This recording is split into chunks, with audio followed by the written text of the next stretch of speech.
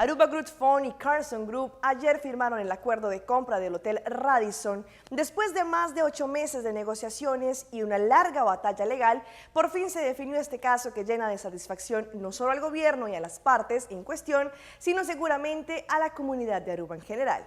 Después de más de 8 meses de negociaciones, después de la intervención pesada del ministro Otmar Oduber y después de un posible caso sumario en la corte, ayer The Carson Group, que es el dueño del edificio de Radisson Resort, vendió la propiedad de Aruba Group Fund, quien tiene un acuerdo con Hilton International para operar este hotel. Desde el próximo 15 de julio, el dueño del edificio deberá traspasar esta propiedad a los nuevos dueños. Después de muchos años que este edificio, uno de los primeros hoteles en la zona alta de Aruba, estará en manos de arubianos de nuevo. Por lo menos los trabajadores están muy contentos porque la mayoría prefieren no trabajar en la cadena Riu, sino más bien para el Hilton, que ya es conocido. Asimismo, el ministro Otmar Oduber dio a conocer esta noticia, quien no pudo esconder su satisfacción por este gran logro, tanto para los empleados, para la historia del hotel, para el turismo en general y especialmente para Aruba, que seguirá contando con un hotel que atraerá a turistas de una calidad superior a nuestra isla